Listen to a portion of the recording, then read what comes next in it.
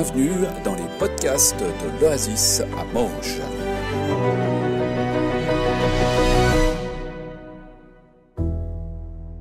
Voilà, bonjour à tous. Je me réjouis de vivre ce culte avec vous. Et aujourd'hui, comme ça a été dit, c'est un culte louange. Et moi, c'est vrai que la louange, c'est quelque chose que j'aime beaucoup et que j'ai beaucoup à cœur. Mais alors, pourquoi je viens et que je commence une prédication si c'est un culte louange ? N'ayez pas peur, ce sera court. Mais j'ai à cœur de partager quelques éléments au sujet de la louange et de l'adoration. Pour nous donner aussi peut-être l'occasion de ce matin de faire un pas de plus ou d'aller un peu plus loin, plus en profondeur dans notre adoration personnelle, mais aussi celle qu'on vit de manière communautaire. Et on a commencé une nouvelle série de cultes sur le thème de la réconciliation depuis quelques dimanches déjà. Et puis, il y a quelques semaines, j'ai apporté un message qui est intitulé « La croix, point de départ de la réconciliation ». Est-ce qu'il y a des personnes qui se rappellent de ce culte-là, ou c'est déjà trop loin ?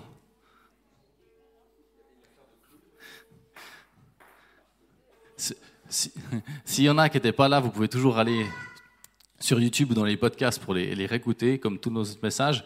Je ne vais pas refaire le même message ce matin, je n'ai justement pas pris le cadeau ni le marteau, mais un élément central que j'avais partagé, c'était un appel à vivre un temps de repentance. Et il y avait cette question aussi, est-ce que j'ai en horreur le péché ? Est-ce que j'ai vraiment en horreur le péché dans ma vie ? Et le thème qu'on a mis pour ce culte de louange et d'adoration ce matin, c'est la repentance, une clé pour l'adoration. Et oui, encore la repentance. Mais comme je l'ai déjà dit la dernière fois, tant qu'on vivra sur cette terre qui est déchue, qui est empreinte du péché, tant que le royaume de Dieu ne sera pas pleinement établi par le retour de Jésus-Christ, malheureusement, on peut faire tous les efforts qu'on veut, on va encore pécher et on devra encore revenir à la croix. Mais alors quel est le lien entre la repentance et l'adoration ? La repentance, c'est plus qu'un sentiment de culpabilité que je viens déposer à la croix. C'est plus que juste demander pardon pour les fautes, les choses que j'ai commises, qui ne sont pas en accord avec Dieu. La repentance, c'est changer d'adoration. La vraie repentance, c'est changer d'adoration. Parce que lorsque je pêche, le problème, ce n'est pas juste l'acte que j'ai commis, la faute que j'ai faite. Le problème est le plus profond. Le problème, c'est l'orientation, l'aspiration de mon cœur qui m'a poussé à finalement commettre un péché, qui m'a poussé à faire une erreur, à m'éloigner de Dieu. Et mon cœur, il a comme ce besoin indispensable d'adorer quelque chose ou quelqu'un. Et puis c'est quelque chose, je ne peux pas faire contre, il y a cette chose comme ça dans le cœur de l'être humain qui a besoin d'adorer, de servir quelque chose.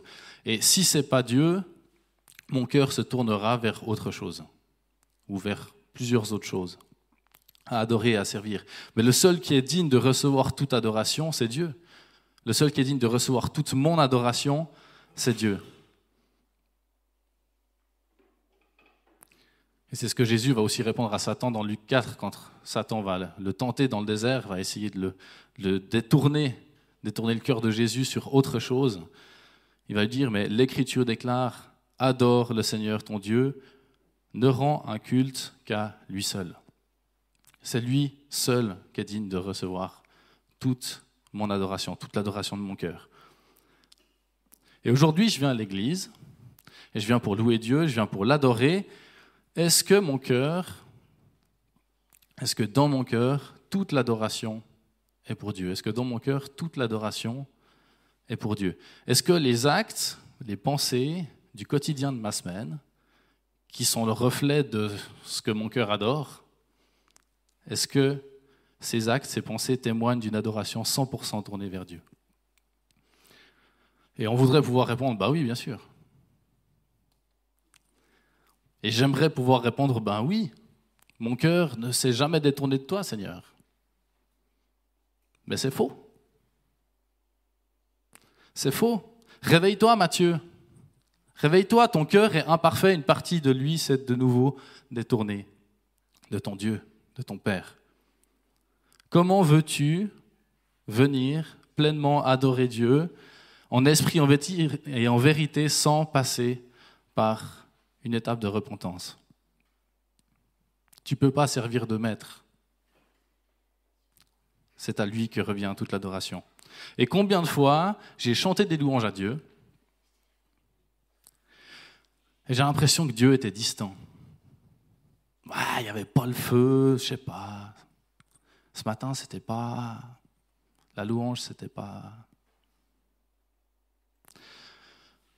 Pourquoi je ne te sens pas, Seigneur? Pourquoi tu ne me parles pas? Jésus, tu es là ou tu n'es pas là dans ce temps de louange que je vis?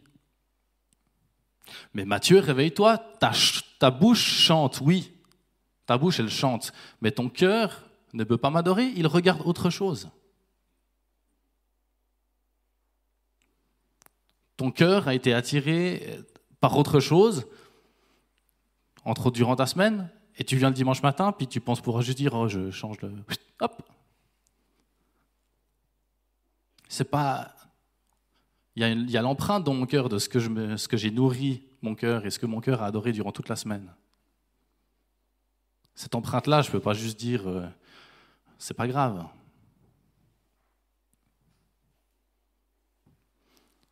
Il y a une parole, je ne sais plus d'où elle vient, d'un livre, qui dit ce que je ressemble à ce que j'adore, et ce que j'adore me transforme.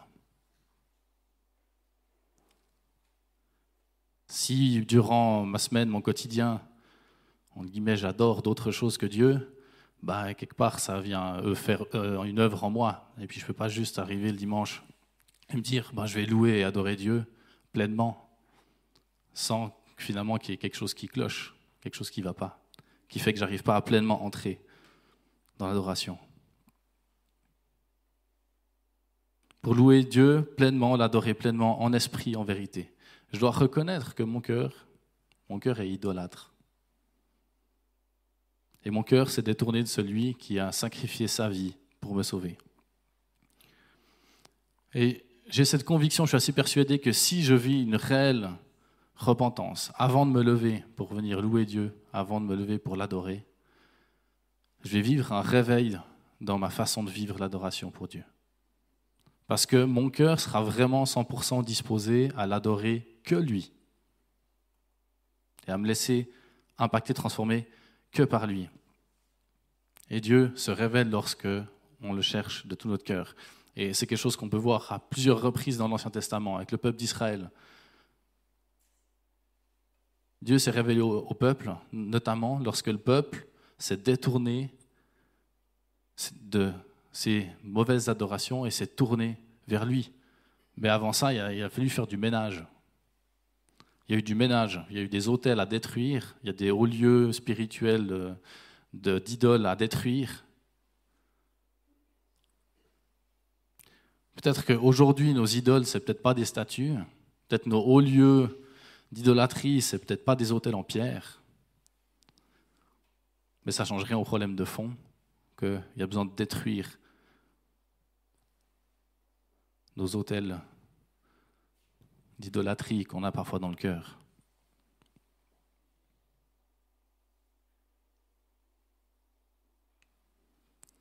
Reconnaître, me détourner, détruire ce qui dans ma vie vole l'adoration pleine de mon cœur, vole à Dieu cette pleine adoration que je devrais lui donner.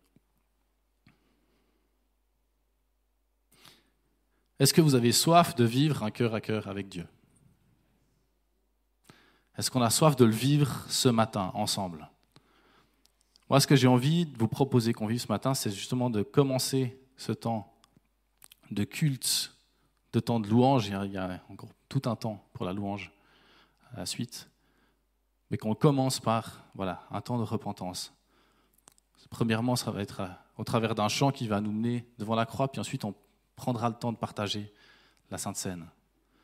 Prendre ce temps, se rappeler aussi, au travers de la scène, au travers de ce repas, ce que Christ, il a souffert, il a offert son corps, il a donné sa vie, il y a son sang qui a coulé. pour venir me sauver, pour me donner la vie éternelle. Et qu'au travers de le chant qu'on va prendre, au travers de ce temps de Sainte Seine, qu'on puisse s'examiner, qu'on puisse prendre ce temps, ce choix de prendre un temps de repentance, reconnaître nos fautes, demander pardon à Dieu, lui offrir nos cœurs en adoration, mais pas juste une partie de nos cœurs, offrir nos cœurs tout entiers.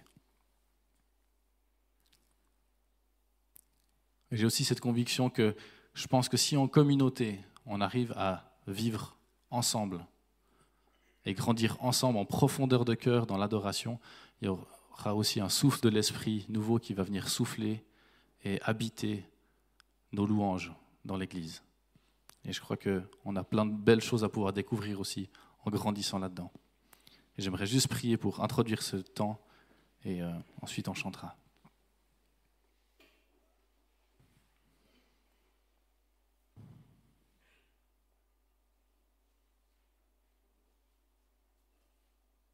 Saint-Esprit, tu connais mon cœur, tu sais ce qu'il habite, tu sais toutes mes imperfections, tu sais toutes les fois où mon cœur aspire plus à d'autres choses qu'à toi.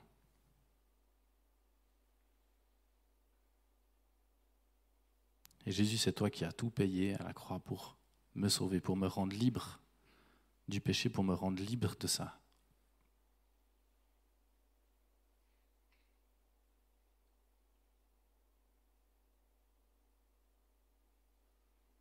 Viens Seigneur, viens.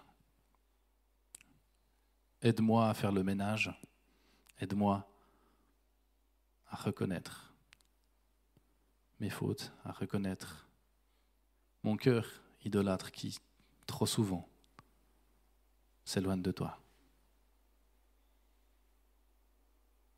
Seigneur, que mon cœur tout entier puisse t'adorer en esprit, en vérité, ce matin. Amen.